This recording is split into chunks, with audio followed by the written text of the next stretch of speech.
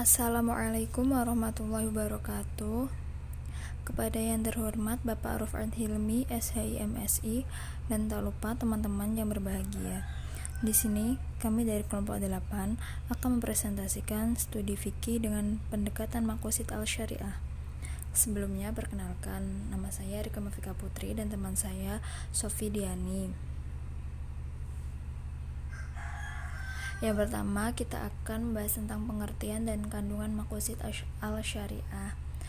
Maqasid al-syariah terdiri dari dua kata, yaitu maqasid dan syariah. Maqasid berarti maksud, yaitu maksud dan tujuan. Kemudian syariah adalah hukum-hukum Allah. Hukum-hukum Allah yang ditetapkan untuk manusia agar dipedomani untuk mencapai kebahagiaan hidup di dunia maupun di akhirat.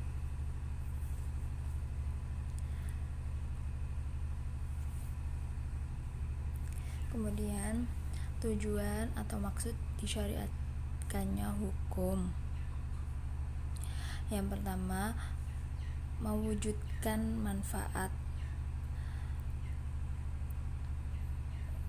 Ya, seperti ini, mewujudkan manfaat, kebaikan dan kesenangan untuk manusia yang disebut dengan istilah jalb al-manafi'. Manfaat ini bisa dirasakan secara langsung saat itu juga atau tidak langsung pada waktu yang akan datang. Kemudian yang kedua, menghindari atau mencegah kerusakan. Maaf ya, ini ada kesalahan penulisan. Yang kedua maksudnya itu menghindari atau mencegah kerusakan dan keburukan yang sering diistilahkan dengan dar al-mafasid. Adapun yang dijadikan tolak ukur untuk menentukan baik buruknya manfaat dan mafsadahnya sesuatu yang dilakukan adalah apa yang menjadi kebutuhan dasar bagi kehidupan manusia. Tuntutan kebutuhan bagi kehidupan manusia itu bertingkat-tingkat, yakni kebutuhan primer, sekunder, dan tersier. Kemudian penggalian hukum melalui maqasid al-syariah.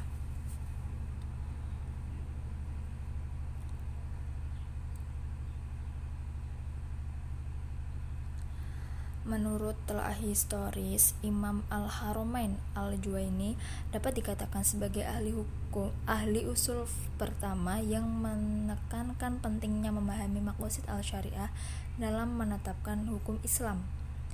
Ia secara tegas mengatakan bahwa seseorang tidak dapat dikatakan mampu menetapkan hukum dalam Islam sebelum ia memahami benar-benar tujuan Allah mengeluarkan perintah-perintah dan larangan-larangannya.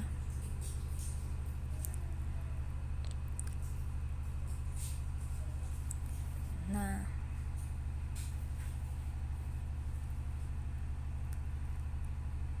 di sini Wahbah al-Zuhaili dalam bukunya menetapkan syariat-syariat maqasid al-syariah. Menurutnya bahwa sesuatu baru dapat dikatakan sebagai maqasid al-syariah apabila memenuhi 4 syarat berikut, yaitu pertama, harus bersifat tetap. Maksudnya, makna-makna yang dimaksudkan itu harus bersifat pasti atau diduga kuat mendekati kepastian. Nah, yang kedua, harus jelas sehingga para fuqaha tidak akan berbeda dalam penetapan makna tersebut. Sebagai contoh, memelihara keturunan yang merupakan tujuan disyariatkannya perkawinan. Kemudian yang ketiga, yaitu harus terukur. Maksudnya, makna itu harus mempunyai ukuran atau batasan yang jelas, yang tidak diragukan lagi. Seperti menjaga akal yang merupakan tujuan pengharaman khamr, dan ukuran yang ditetapkan adalah kemabukan. Gitu. Kemudian yang terakhir atau yang nomor 4 yaitu berlaku umum, artinya makna itu tidak akan berbeda karena perbedaan waktu dan tempat, seperti sifat Islam dan kemampuan untuk memberikan nafkah sebagai persyaratan kafaah dalam perkawinan menurut mazhab Maliki.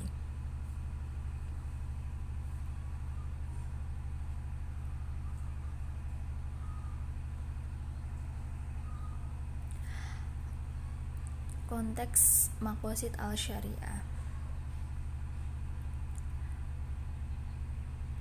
Di sini untuk lebih lanjutnya, Al-Syatibi dalam uraiannya tentang maqasid al-syariah membagi tujuan syariah itu secara umum ke dalam dua kelompok, yaitu tujuan syariat menurut perumusnya atau syari, dan tujuan syariat menurut pelakunya atau mukallaf. Maqasid al-syariah dalam konteks maqasid al-syari meliputi 4 hal, yaitu yang pertama, tujuan utama syariat adalah kemaslahatan manusia di dunia dan di akhirat. Kemudian yang kedua, syariat sebagai sesuatu yang harus dipahami. Ketiga, syariat sebagai hukum taklifi yang harus dijalankan. Dan yang keempat, tujuan syariat membawa manusia selalu di bawah naungan hukum. Keempat aspek di atas saling terkait dan berhubungan dengan Allah sebagai pembuat syariat atau syari. Allah tidak mungkin menetapkan syariatnya kecuali dengan tujuan untuk kemaslahatan hambanya, baik di dunia maupun di akhirat kelak. Tujuan ini akan terwujud bila ada taklif hukum, dan taklif hukum itu baru dapat dilaksanakan apabila sebelumnya dimengerti dan dipahami oleh manusia. Oleh karena itu, semua tujuan akan tercapai bila manusia dalam perilakunya sehari-hari selalu ada jalur hukum dan tidak berbuat sesuatu menurut hawa nafsunya sendiri.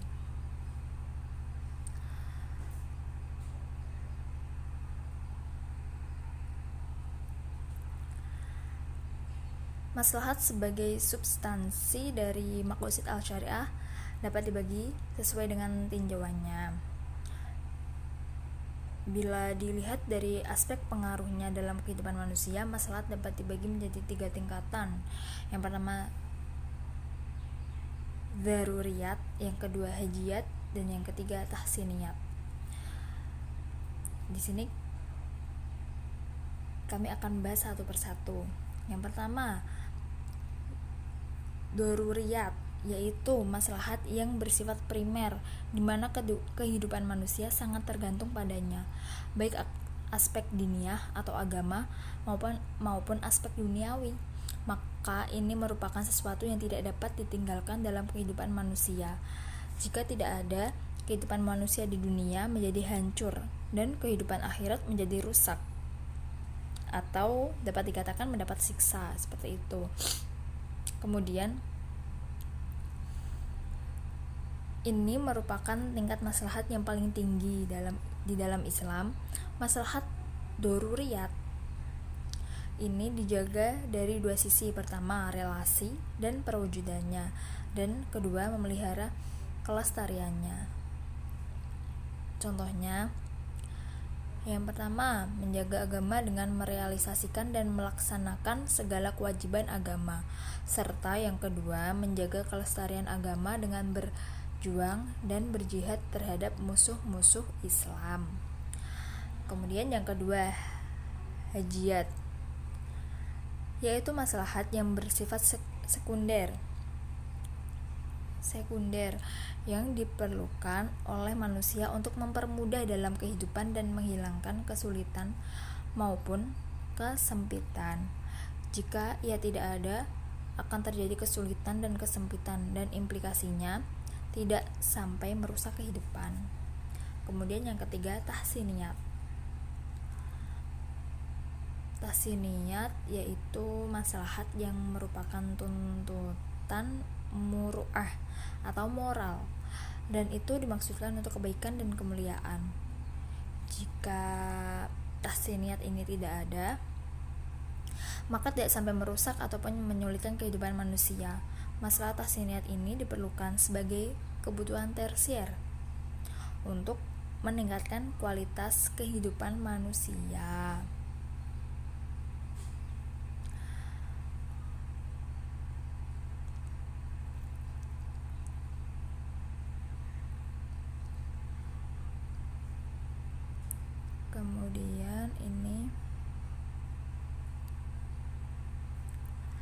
Ada jenis kedua adalah maslahat yang dilihat dari aspek cangkupannya, yang dikaitkan dengan komunitas atau jamaah atau individu atau perorangan. Hal ini dibagi dalam dua kategori, maslahat kulliyat dan maslahat juz'iyat. Yaitu maslahat kulliyat yaitu maslahat yang bersifat universal, yang kebaikan dan manfaatnya kembali kepada orang banyak. Contohnya, membela negara dari serangan musuh dan menjaga hadis dari usaha pemalsuan. Gitu. Kemudian yang kedua, masalah juz'iyat, yaitu maslahat yang bersifat parsial atau individual, seperti pensyariatan berbagai bentuk muamalah. Kemudian yang jenis ketiga adalah maslahat yang dipandang dari tingkat kekuatan dalil yang mendukungnya. Maslahat dalam ini dibagi tiga, yaitu pertama, maslahat yang bersifat qat'i, yaitu sesuatu yang diyakini membawa kemaslahatan karena didukung oleh dalil-dalil yang tidak mungkin lagi ditakwili, atau yang ditunjuki oleh dalil-dalil yang cukup banyak yang dilakukan lewat penelitian induktif, atau akal secara mudah dapat memahami adanya maslahat tersebut. Kemudian yang kedua, maslahat yang bersifat dzanni, yaitu maslahat yang diputuskan oleh akal atau maslahat yang ditunjuki oleh dalil dzanni dari syara. Kemudian yang ketiga itu maslahat yang bersifat wahmiyah, yaitu maslahat atau kebaikan yang dihayalkan atau bisa dicapai. Maslahat atau kebaikan yang dihayalkan akan bisa dicapai, maksudnya seperti itu. Padahal kalau direnungkan lebih dalam, justru yang muncul adalah madorot dan mafsadat. Pembagian maslahat seperti yang dikemukakan oleh Wahab al-Zuhaili di atas dimaksudkan dalam rangka mempertegas maslahat mana yang boleh diambil dan maslahat mana yang harus diprioritaskan di antara sekian banyak maslahat yang ada. Maslahat dzaruriyat harus didahulukan dari maslahat hajiyat, dan maslahat hajiyat harus didahulukan dari maslahat tahsiniyat. Jadi udah urut ya, yang pertama dzaruriyat, yang kedua hajiyat, yang ketiga tahsiniyat. Demikian pula maslahat yang bersifat kulliyat harus diprioritaskan dari maslahat yang bersifat juz'iyat. Akhirnya maslahat qat'iyah harus diutamakan dari maslahat dzanniyah dan wahmiyah. Berarti tadi kalau yang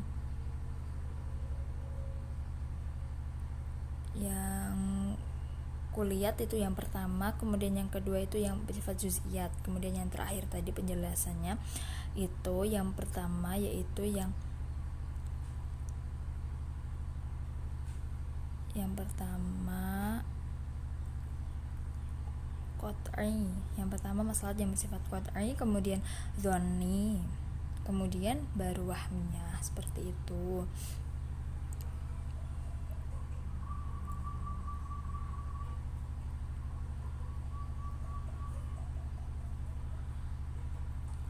Kemudian cara mengetahui maqasid al-syariah. Ada 3 cara yang telah ditempuh oleh ulama sebelum Al-Syatibi. Ya, mari kita bahas satu persatu ya. Dalam kaitannya dengan cara untuk mengetahui hikmah dan tujuan penetapan hukum, setidaknya ada 3 cara yang telah ditempuh oleh ulama sebelum Al-Syatibi, yaitu yang pertama, ulama yang berpendapat bahwa maqasid al-syariah adalah sesuatu yang abstrak sehingga tidak dapat diketahui kecuali melalui petunjuk Tuhan dalam bentuk zahir lafal yang jelas.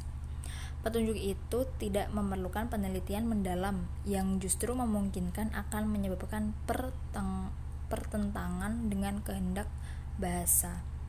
Cara ini ditempuh oleh ulama Zahiriyah. Kemudian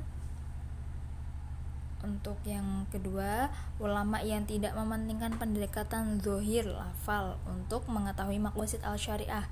Mereka terbagi dalam dua kelompok. Yang pertama, kelompok ulama yang berpendapat bahwa maqasid al-syariah ditemukan bukan dalam bentuk zahir lafal dan bukan pula dari apa yang dipahami dari tujuan zahir lafal itu. Akan tetapi, maqasid al-syariah merupakan hal lain yang ada di balik tujuan zahir lafal yang terdapat dalam semua aspek syariah, sehingga tidak seorang pun dapat berpegang dengan zahir lafal yang memungkinkannya memperoleh maqasid al-syariah.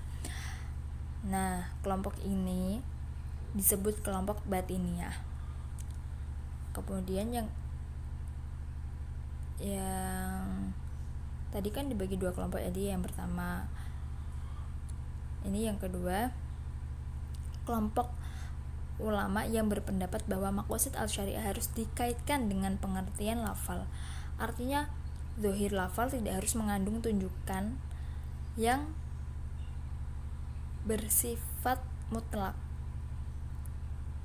Apabila terjadi pertentangan antara zahir lafal dengan penalaran akal, maka yang diutamakan dan didahulukan adalah penalaran akal, baik itu atas dasar keharusan menjaga maslahat atau tidak. Kelompok ini disebut kelompok muta'ammiqin fi al-qiyas. Berarti untuk yang kedua ini kan ada ulama yang mementingkan pendekatan zahir lafal. Nah, itu dibagi dalam dua kelompok. Yang pertama kelompok batiniyah dan yang kedua kelompok muta'ammiqin fi al-qiyas. Kemudian untuk yang ketiga, ulama yang melakukan penggabungan dua pendekatan zahir lafal dan pertimbangan makna atau illiyat dalam suatu bentuk yang tidak merusak pengertian zahir lafal dan tidak pula merusak kandungan makna atau illiyat, agar syariat tetap berjalan secara harmonis tanpa kontradiksi. Kelompok ini disebut kelompok rasihin. Dalam pandangan Asafri, dalam rangka memahami maqasid al-syariah ini, Al-Syatibi tampaknya termasuk dalam kelompok ketiga atau dalam kelompok rasihin yang memadukan dua pendekatan, yakni zahir lafal dan pertimbangan makna atau illiyat. Hal ini dapat dilihat dari tiga cara yang dikemukakan oleh Al-Syatibi dalam upaya memahami maqasid al-syariah, yaitu pertama, melakukan analisis terhadap lafal perintah dan larangan. Kedua, melakukan penelaahan illiyat perintah dan larangan. Ketiga, analisis terhadap sikap diamnya syari' dalam pensyariatan suatu hukum. Cara pertama dilakukan dalam upaya telaah terhadap lafal perintah dan larangan yang terdapat dalam Al-Quran dan hadis secara jelas sebelum dikaitkan dengan permasalahan-permasalahan yang lain.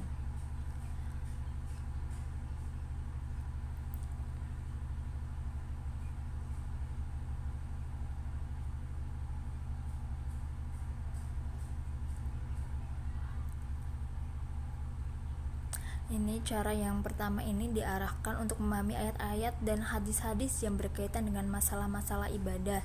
Kemudian cara kedua dengan melakukan analisis terhadap illiyat hukum yang terdapat dalam Al-Quran atau hadis. Kemudian cara yang ketiga melihat sikap diamnya syari'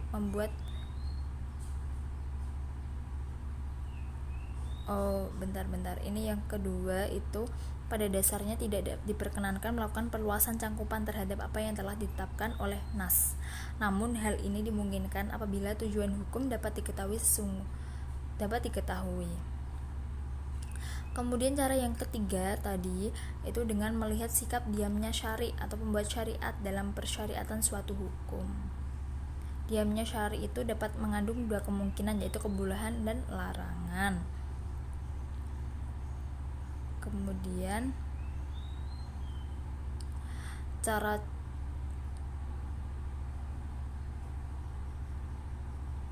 apabila dilihat cara mengetahui maqasid al-syariah seperti yang telah disebutkan di atas, maka dapat disimpulkan bahwa cara pertama lebih diarahkan pada aspek ibadah, cara yang kedua pada aspek muamalah, dan cara ketiga pada keduanya. Cara-cara tersebut merupakan kombinasi cara mengetahui maqasid al-syariah melalui pendekatan lafal dan pendekatan makna kombinasi, dan cara-cara tersebut merupakan kombinasi cara mengetahui maqasid al-syariah melalui pendekatan lafal dan pendekatan makna.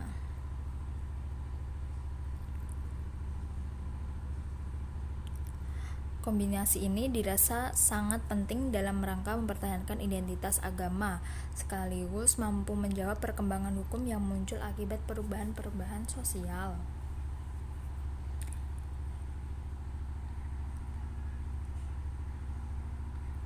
Jadi kesimpulannya dari semua paparan tadi, semua penjelasan kami tadi, yaitu bahwa maqasid al-syariah merupakan aspek penting dalam pengembangan hukum Islam. Ini sekaligus sebagai jawaban bahwa hukum Islam itu dapat dan bahkan sangat mungkin beradaptasi dengan perubahan-perubahan sosial yang terjadi di masyarakat. Adaptasi yang dilakukan tetap berpijak pada landasan-landasan yang kuat dan kokoh serta masih berada pada ruang lingkup syariah yang bersifat universal. Ini juga sebagai salah satu bukti bahwa Islam itu selalu sesuai untuk setiap zaman dan pada setiap tempat. Terima kasih. Sekian presentasi dari kelompok kami. Mohon maaf apabila ada salah-salah kata, salah-salah penyampaian tutur kata yang tidak berkenan. Kami mohon maaf yang sebesar-besarnya. Wabillahi taufiq wal hidayah. Wassalamualaikum warahmatullahi wabarakatuh.